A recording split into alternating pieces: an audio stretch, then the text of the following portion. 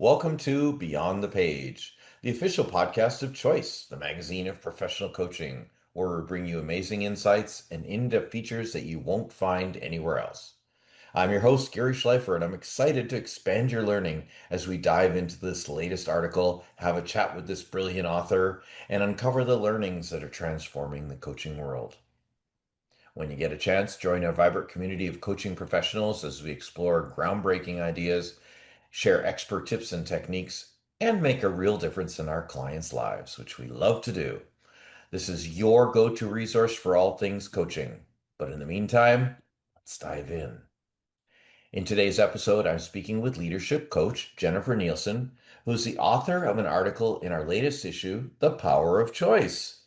The article is entitled Breaking the Cycle Reclaiming Choice by Overcoming Learned Helplessness. A little bit about Jennifer. She's a leadership coach, belonging advocate, and owner of Nielsen Executive Coaching LLC. Since launching her practice in 2018, she's coached over 500 multicultural professionals, helping ambitious leaders break through mental and systemic barriers by embracing their strengths rather than changing who they are. She is the founder of Evolve by NEC Leadership Academy, a 12-week accelerator that helps busy professionals fast track their careers with greater confidence and clarity. In 2026, she's expanding this work with the Evolve by NEC Leadership Pathway Hub and Community, a membership platform offering leadership pathways, micro learning, group coaching, and practical tools for leaders from new manager to executive. Before coaching, Jennifer was a senior leader at a global professional services firm, advising executives and leading diverse teams delivering complex solutions. Oh, and yes, she is a PCC certified coach just like me. She's a certified professional coactive coach just like me. And then it becomes different. She's a certified lead inclusive coach and a certified DISC assessment coach.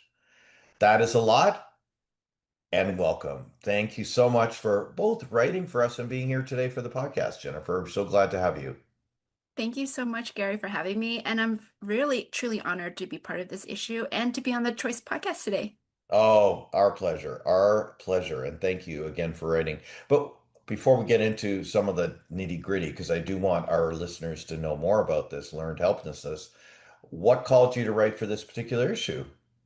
Yeah, well, start off, there is just a lot going on in the world today. And many of us, and I can say that because I was doing a lot of reflecting in 2025 personally, and both from experiences of my family, friends, and clients, that right now a lot of us are feeling a lot of overwhelm. Mm, So when I saw that this issue was going to be centered around choice, it immediately resonated with me. And I knew I wanted to write an article on this topic right away. And, part of what's going on right now in this country, which is for me in America and around the world, we're just seeing, through social media, increased political divisiveness, social polarization. As a leadership coach, I'm also reading on the latest research around corporate equity barriers, and there's still continued systemic biases that exist, especially for marginalized groups, mm, and that equity gap may further widen. Who knows? There's also continued workplace burnout and fatigue, and of course, lots of job uncertainty due to AI. So, lots going on.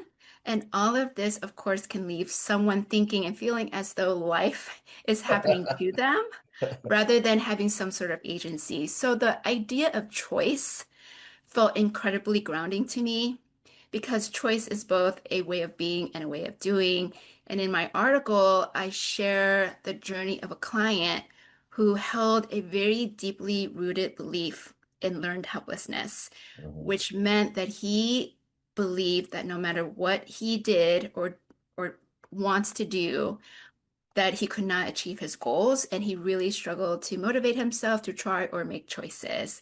So yeah. my hope in writing his story and my thoughts on the power of choice was to help others who are currently feeling stuck or helpless right now, may be inspired to reframe their circumstances and rediscover their own power of choice.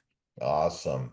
Well, and well said, because that's exactly it. A great example. I always love examples, by the way, case studies, that sort of thing. But before we get too far into it, for those listeners and viewers that have not read the article yet, what is learned helplessness? Yes. Okay. So first of all, I would say as coaches, right, we don't diagnose. And for Clear. full disclosure, this was not a diagnosis. My clients' coaching goals were to find a new job and Hmm. rebuild his confidence. However, as we partnered together, what the deeper um, experience he really wanted for himself was to regain momentum and believe again that the life that he wanted was possible and that he deserved it. So I was trying to name what he was experiencing, and in my research, I discovered in psychology the meaning of learned helplessness describes what happens when someone experiences repeated situations where their effort doesn't seem to influence the outcome, and Hmm. then over time they stop trying. Okay. And so what I was experiencing of my client, I named it early in our sessions as learned helplessness, and he just started sobbing in agreement. Mm, And so if coaches were to take a pause and listen for, potential sounds of what learned helplessness is, I would say, there's three things to listen for. The first is identity language. okay. The second is beliefs, and I would call these more old beliefs now because they don't serve the client in moving forward. And the Right. third thing the coaches can listen for is sounds of resignation. And that's Mm, what I was picking up on for my client. And I can happy to explain it if you would like, but how you could go about these three ways further. But in a nutshell, that's what learned helplessness is. It's a psychological term, but this was an experience that I felt was not just a grounded thought of my clients, but it was a held belief that he yeah. held for himself. Wow. Well, you just helped us as coaches identify learned helplessness in coaching. Any other fine tuning, like an example or two that you'd like to share of those, that what will help us recognize is in our coaching sessions? Sure. So first of all, the identity language, which is the first thing I said, it could sound something like this situation isn't working for me to Mhm. this is who I am. And that identity language is Mhm. important and it does matter because once a client believes their identity is defined by, let's just say, in their minds past disappointments, taking further action can feel scary. Right. Um, right? And so the coaching now shifts from closing skills gaps or asking powerful questions about next steps, like update your resume, for example, to now, right? We can't keep going when we hear this Yeah. like not stuckness that they really believe is true, to restoring the client's internal sense of personal powers, exploring what their beliefs are that sound like truth, like I mentioned, but they aren't truths at all, and it doesn't serve them to move forward. And so Mhm. that's the second thing to pay attention to in your coaching, or when you're coaching someone, is the Right. beliefs systems, right? And Yeah. what are beliefs? Beliefs are these thoughts that seem very factual and they're based on evidence.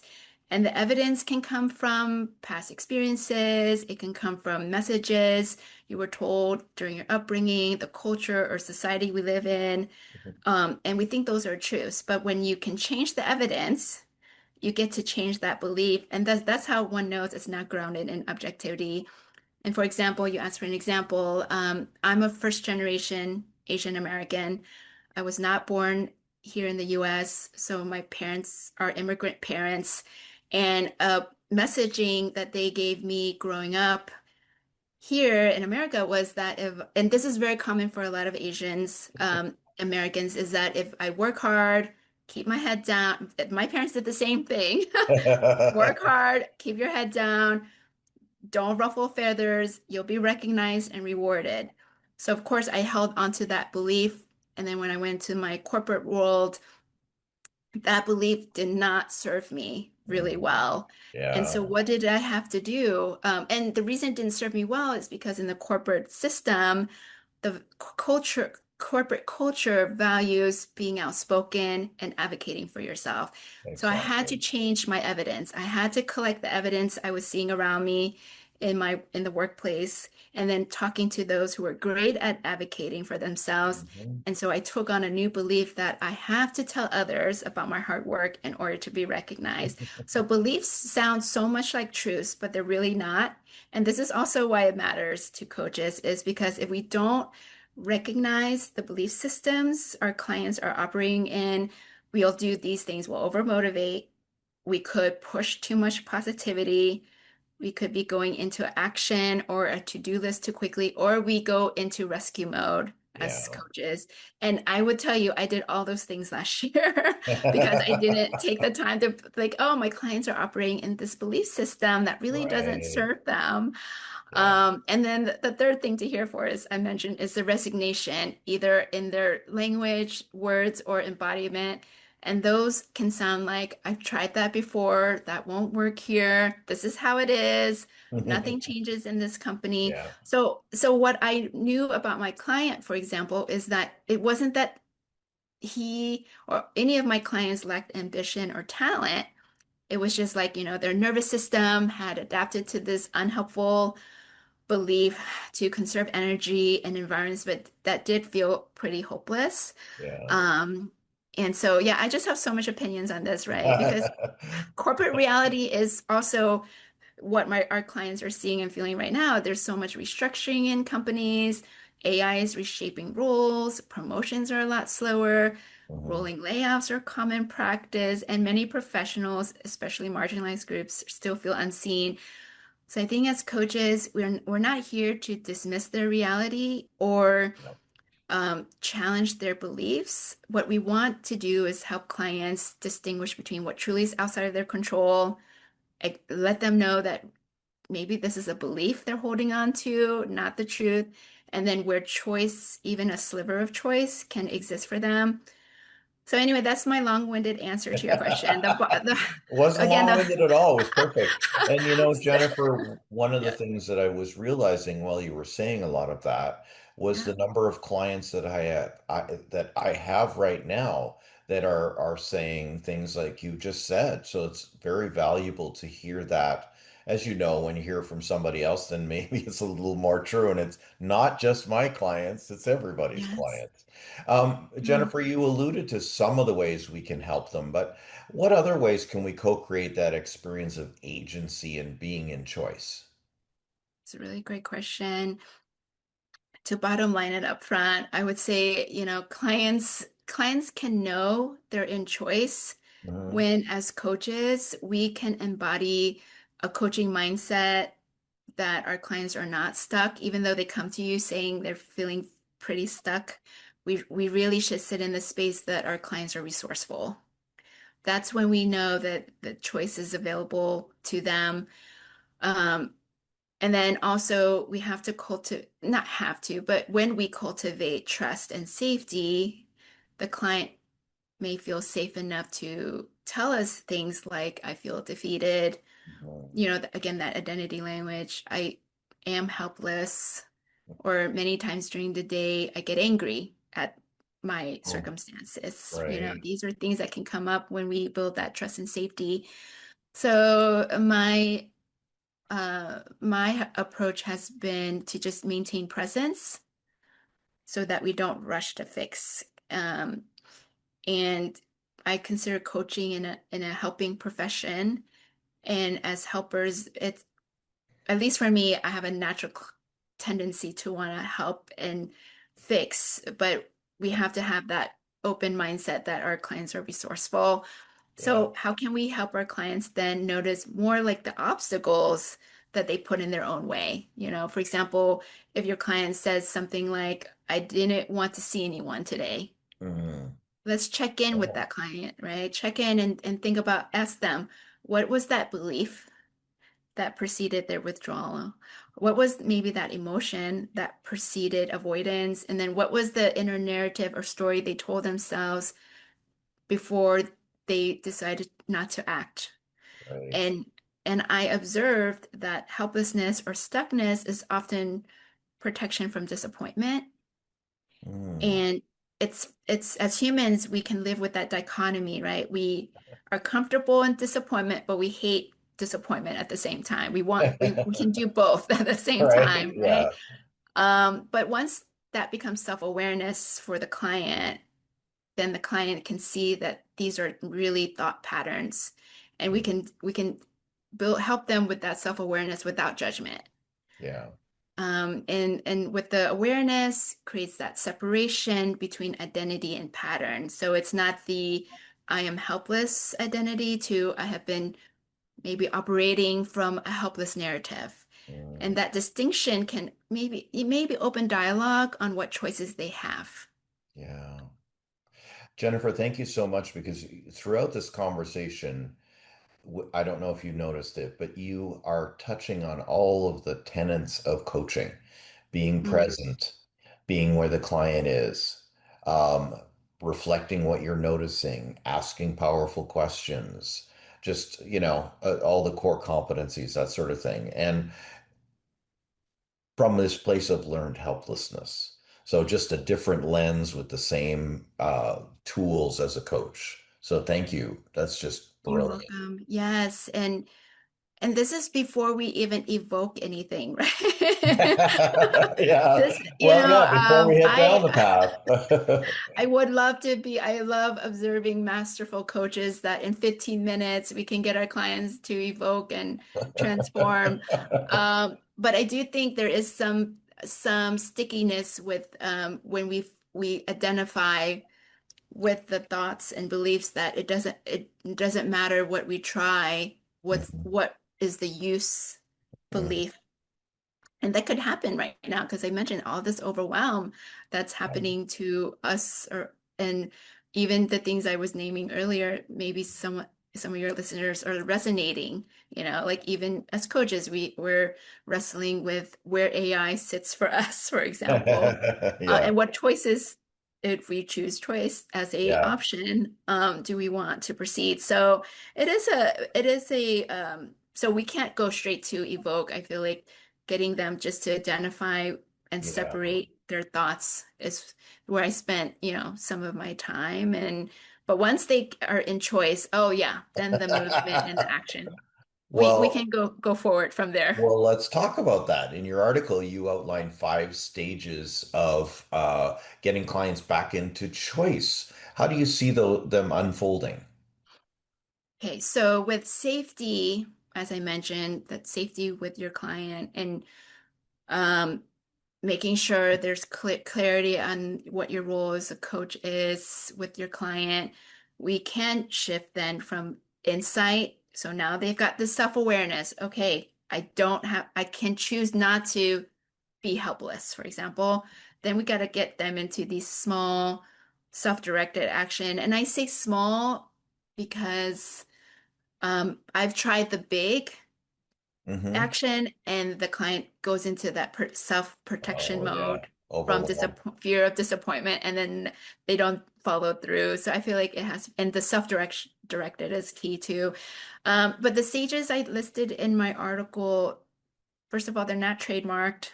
It's not a process flow or a framework. They're just suggested steps that I think any coach organically will go through with their client. So it's not meant to be sequentially done or anything like that. They're just five Oh, just like steps. coaching, nothing is Okay, sequential, good. I just wanted to make right? sure it's not And trademarked by I me. just hear an opportunity, trademark it, quick. No. Well, I'm sure it exists and named somewhere else, but first of all, the first thing that I feel is important when working with a client who feels very stuck or in that helpless mindset is naming the pattern Mhm. or naming what you're hearing, or maybe asking further, checking in on any belief systems that they're operating under that just aren't helpful. or limiting beliefs is a common word. The second step after that would be to reframe. But the key here to reframing, and this is all from my lessons learned, right, from working with clients. It doesn't happen this perfectly. But it can't be forced positivity. I think sometimes we think reframing means and changing your self-talk. So instead of that negative bias we have as human beings, we just change it to positive self-talk, which is great. And I do think that helps for a lot of people, but we can't force that reframing as forced positivity. Would you say reframing is also the same as mirroring or reflecting back? I would say that's in between Okay. recognizing the pattern. So Yeah. we mirror what we heard or observed, and then we can get the client to say, is there any other ways of thinking of their situation Got it. Great as a example. reframe? So it's more just questioning.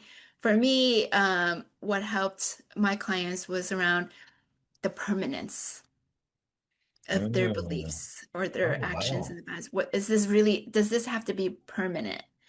Hmm. And does this have to be so pervasive Right. in your life? Does it have to be this all-consuming feelings or thoughts? And again, as I noticed, that helplessness is really just, again, protection from further hurt Yeah, of course. or disappointment. Yeah. But the client, even though the client may feel hurt, there's still comfort in that certainty. It's so Yeah. comfortable, Yeah. but then we don't want it, right? Back to that You know, dichotomy. you remind me of the story of the jumping bean, right?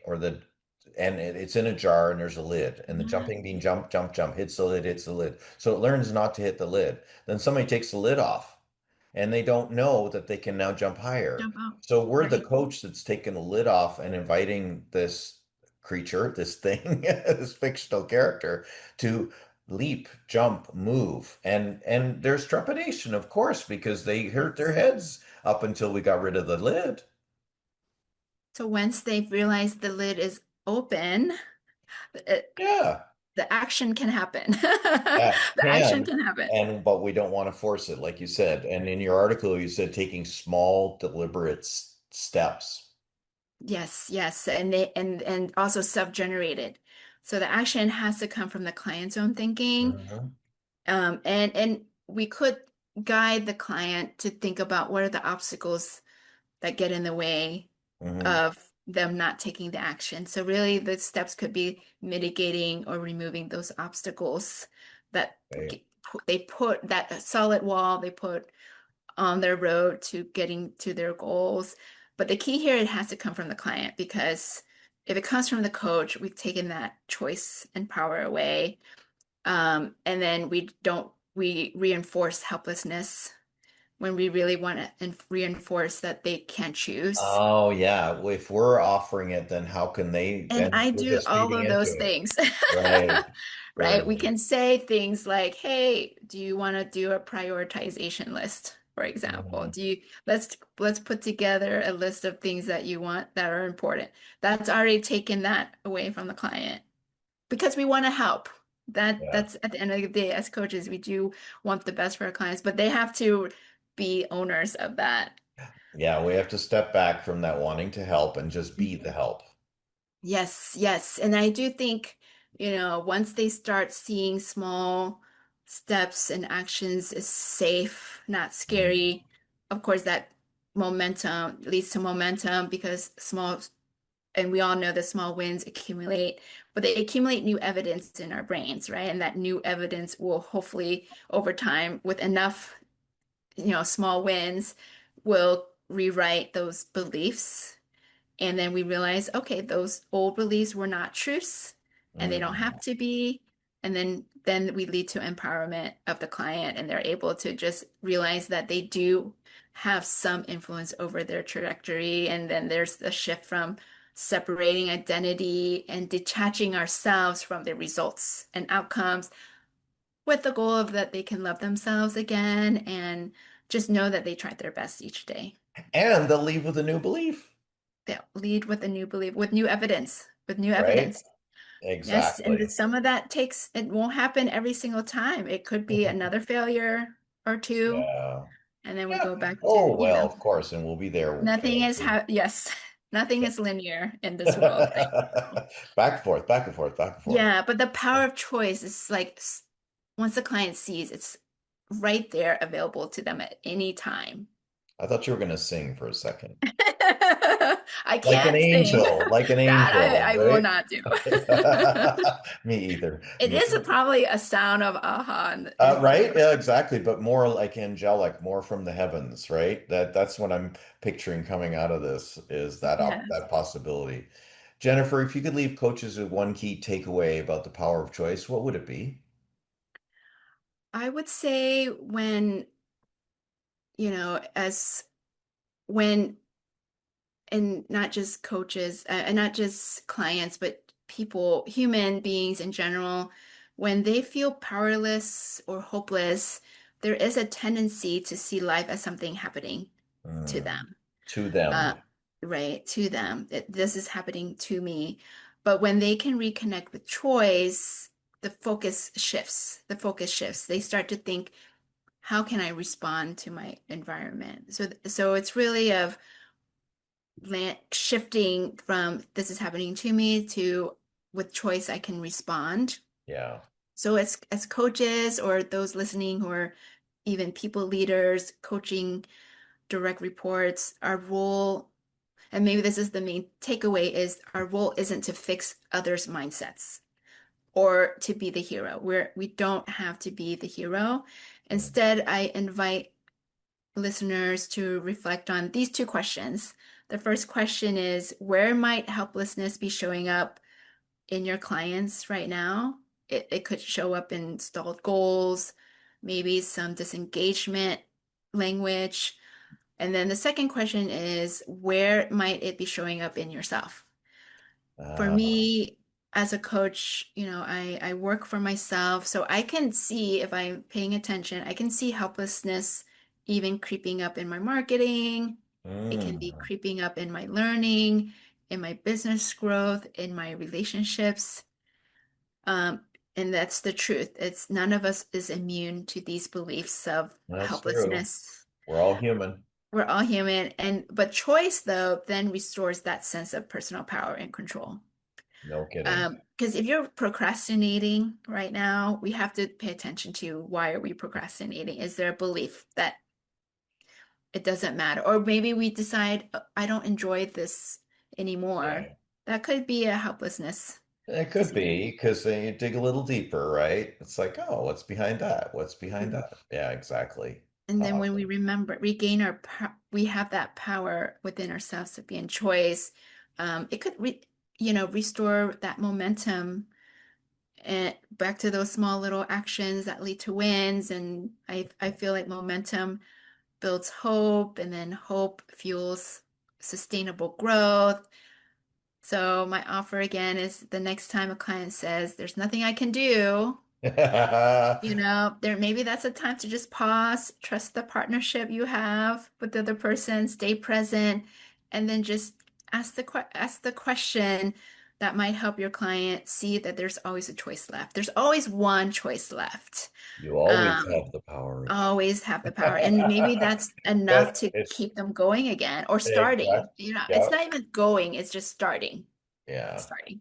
Well, it's kind of why we call the magazine choice was because that's kind of the outcome you want for your clients, right? So. Yes, absolutely. Oh, Jennifer, thank you for those tips and tricks. I'm definitely have a bit more to my lens for my upcoming coaching clients, like I mentioned earlier. Mm. Anything else you'd like our audience to do as a result of the article in this conversation? I think you're gonna leave in the show notes how to contact me and Yeah. everything. What is the best way to contact you? LinkedIn. So Okay. I'm hanging out lately more on LinkedIn as my way Jennifer of Nielsen connecting. on LinkedIn. Yes, yes. And I would just say again, just when we hear those signs of resignation or disengagement, just to pause and trust the partnership. And as we know, what course clients come in is not always what their actual goals are. Mhm. But when we hear that sign of resolve, lack of resolve, just to be present and really have them reflect on like what is the belief or Yeah. identity or Yeah. words that are not helpful to them. So We'll dig that's so deep and we'll important. find it. Thank you. Well, Yes. you've given us some great ideas on what to watch for. So thank you again for writing for us. Feel free to write again. And for sure, thank you for being on this Beyond the Page episode. Really appreciate you sharing your wisdom today. All right. Well, thank you so much. It's been such an honor to be here. And you're right, this was very fun. So thank you. I told her in the green room, it's just going to be fun. You're going to say it. Maybe I set the stage. Thanks again. That's it for this episode of Beyond the Page. For more episodes, subscribe via your favorite podcast app, most likely the one that got you here, or choice-online.com/podcasts. If you're not a subscriber to Choice Magazine and you're watching this video, you can sign up for your free digital issue by scanning the QR code in the top right-hand corner where it says Scan Me. If you're in listen only mode and you're now safely parked your car or done whatever off the treadmill, you can go to choice-online.com and click the Sign Up Now button. I'm Gary Schleifer. Enjoy the journey of mastery.